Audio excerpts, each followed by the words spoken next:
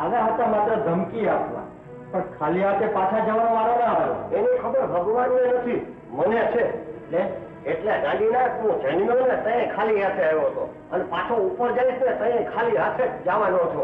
આ તો અમારા સાધુ પુરુષની આજ્ઞા છે એટલે તને આપું છું. લે હાલ હવે તને દરવાજો દેખાડો. હાલ ચોરના પેટના. આશા વગરની સ્ત્રીને તમે પાપીની કહો છો? તો તમારામાંથી કોઈ પણ એક પોતાની છાતી પર હાથ મૂકીને કહી શકશે કે મેં પાપ નથી કર્યું? અરે પાપ તો થઈ જતા હોય છે જાણે અજાણે. પણ માજી, એક ગંદુ માછલું આખા તળાવના પાણીને ખરાબ કરશે. માજી, મારા બચાવ માટે તમે એક પણ અક્ષર બોલ્યા છો તો તમને મારા બાળકનું સોગંદ.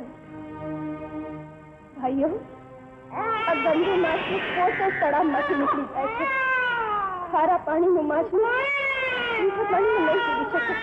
હું જાઉં છું કે ક્યાં ગયો દીકરા? જેને નોંધાવીને તમે આશરો આપ્યો હતો બાળક બીમાર છે બેટા.